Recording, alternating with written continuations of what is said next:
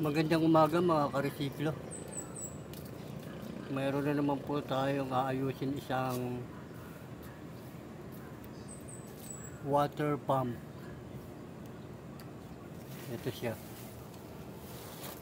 Yan. Ito yung model niya.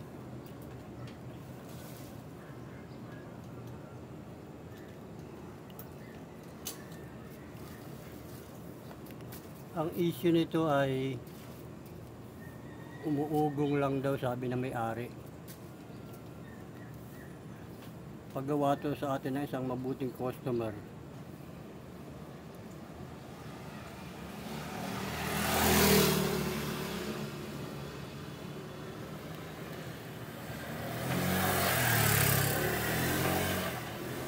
Pag ganitong mga water pump na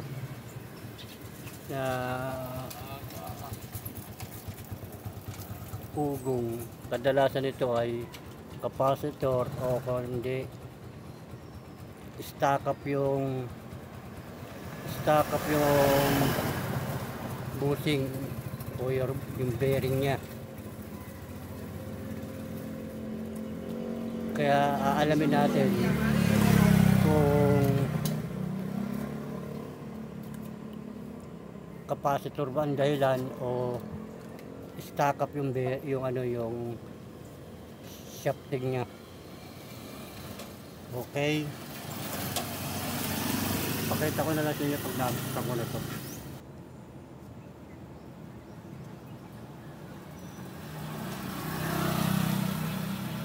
Ito mga karesiklo, buksan na natin itong water pump.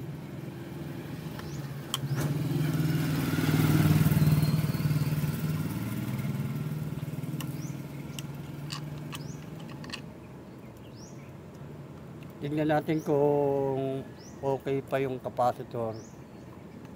Tapos tingnan natin yung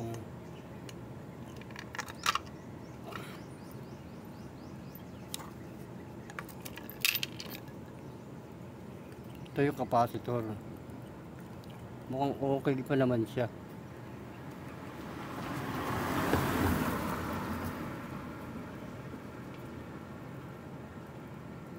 Ngayon tingnan natin kung matigas yung niya, yung shafting niya.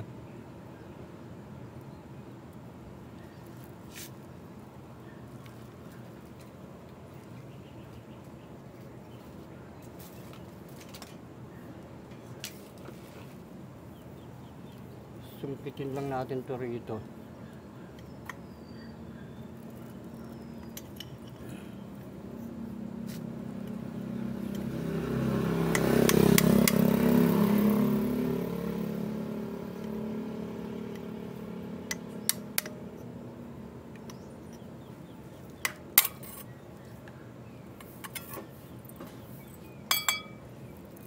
Ito yung takip niya sa likod. Ito matigas.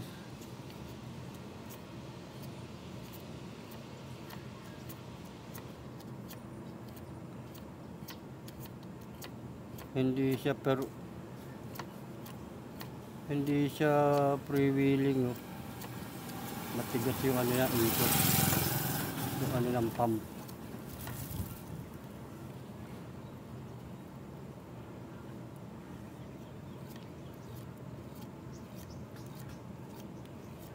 Subukan natin testerin yung niya, yung capacitor.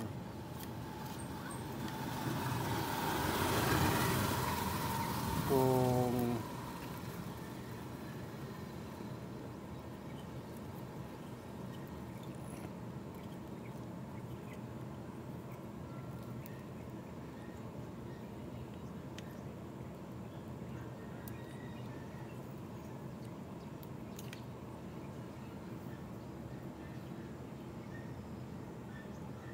ito nakalagay rito HUF 450 volts.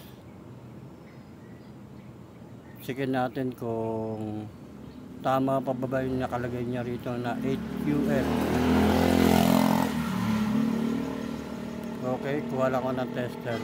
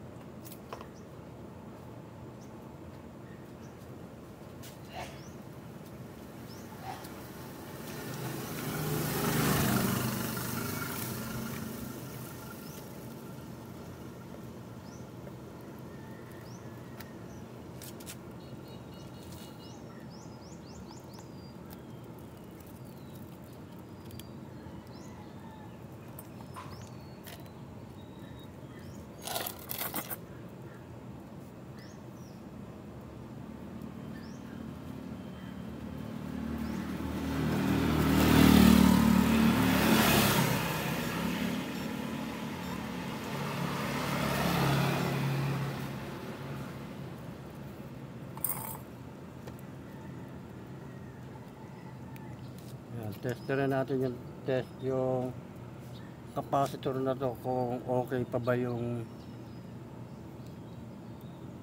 UF nito, kung okay pa ba tong capacitor. Kasi nakalagay niya rito HUF. Tingnan nyo itong tester.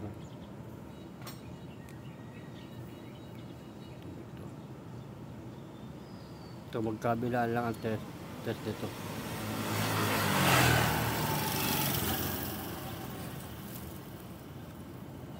Ayan o, 4 na lang. Ulit natin.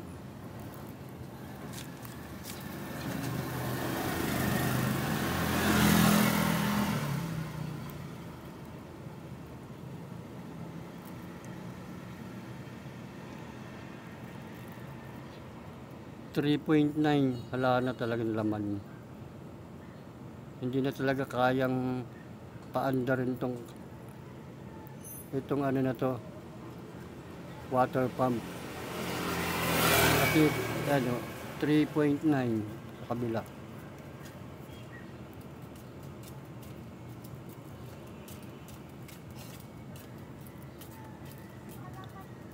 Ayan o, 3.9 din parehas. Wala na talaga siyang laman. Okay. Wala akong ganitong kaliit na capacitor na 8 UF. Meron ako 10 UF kaya lang malaki.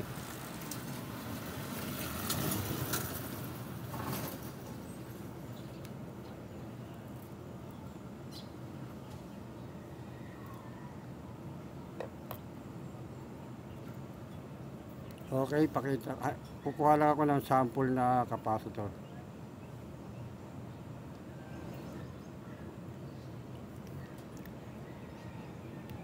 Ito mga karesiklo, nakakuha na ako ng bago. Ito siya. 10 UF. Yan siya, 10 UF. Tapos testerin natin siya kung tama ba yung ano niya, yung UF niya dito. Ayun, 9.3. Okay na to, 9.3. Kaya lang pag ito kinabit natin, hindi siya kakasya rito. Kasi ang liit ng original, maliit na, tas mataba, ay mapayat. Itong bago, mataba at malaki. Kaya gagawin ko ito, pabibilin ko na lang ng ganitong klase yung may-ari. Pero itatry muna natin to ikabit yung bagong capacitor, kung talagang capacitor lang, kung talagang aandar na siya. Okay, pakita ko na lang sa inyo kung nakakabit ko na itong capacitor.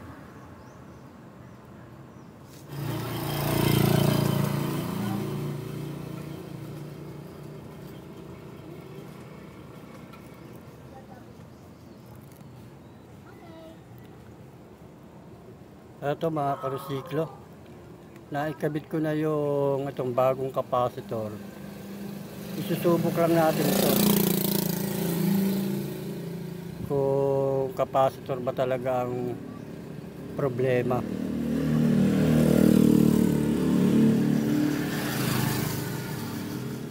Okay, sasaksak ko na to. Pag umandar to, ibig sabihin capacitor na ito lang talaga ang problema. Okay, saksak na natin. Saglit lang to kasi wala siyang laman na tubig. Baka masira yung oil seal niya. Mainitan. Tingnan nyo yung electric pan niya. Ayun, oh.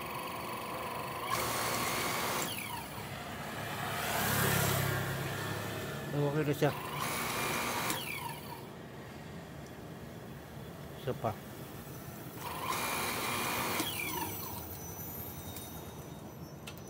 Okay mga karesiklo, yun lang ang naging problema niya. Yung capacitor, lumabas na nga yung tubig, oh. Pabibilin ko na lang yung may-ari nito ng ganitong capacitor kasi hindi siya kakasya rito.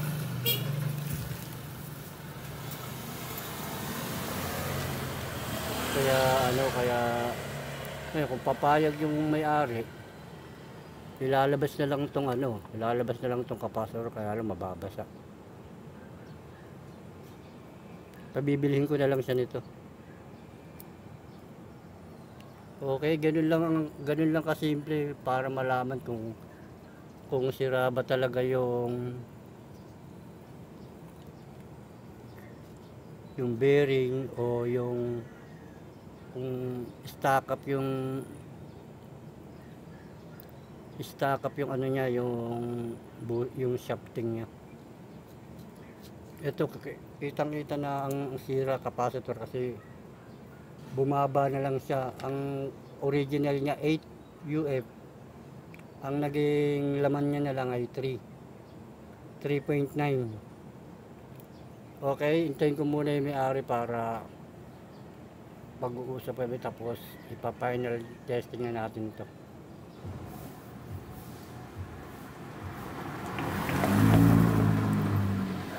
Ito mga karesiklo, dumating na yung nabili nating capacitor.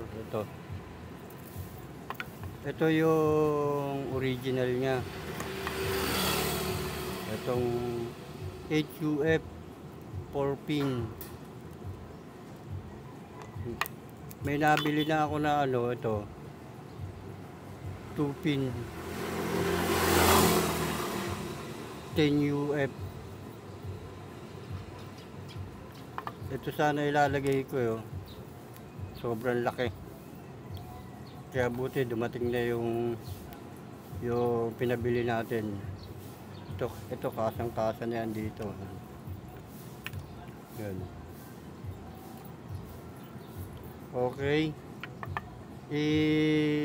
Kakabit ko lang tong capacitor, tapos pakikita ko na lang sa inyo.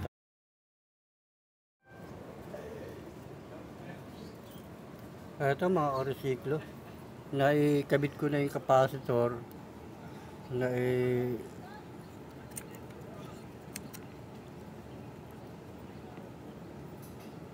saktong-sakto lang siya.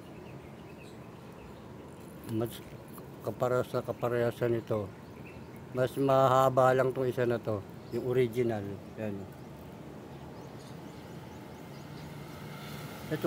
Yung original niya kasi 8 UF lang ang nakalagay. Yung nabili natin 10 UF kasi walang mabiling 8 UF. At saka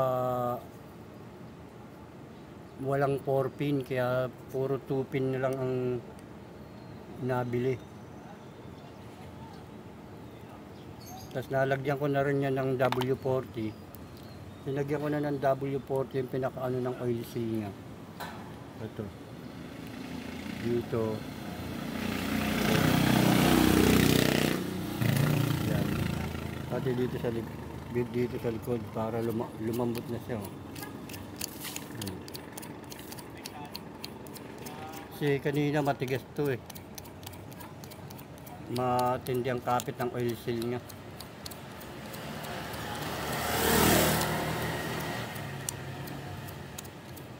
Kaya ngayon titesting na natin kung okay ba siya, kung maganda na ang takbo niya.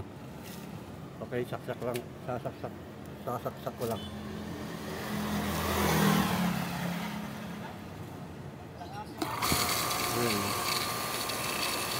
tunog niya.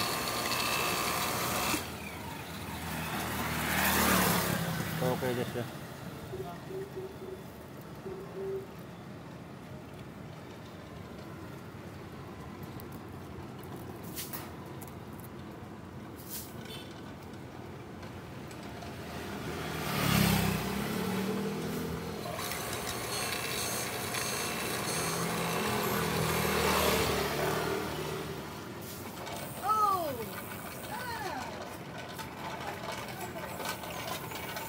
Okay mga karsiklo, tatakpan ko lang.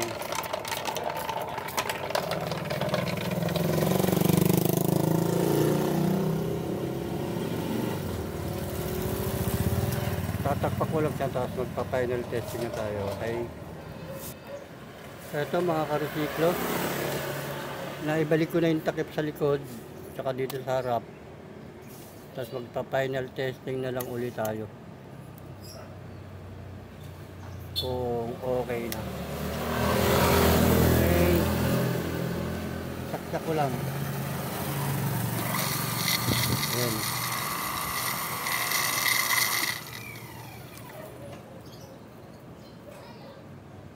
Okay na siya mga karusito.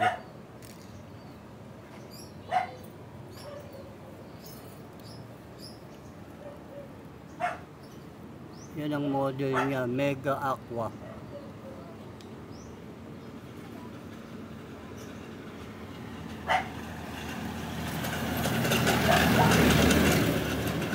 Okay mga karusiklo, may natapos na naman po tayo isang paggawa sa atin ng isang mabuting customer.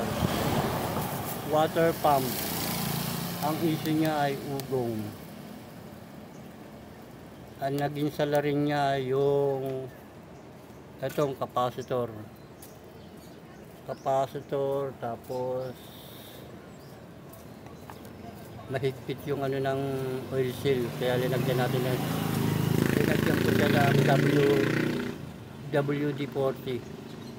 Pumukay na siya, maganda ng tunog niya.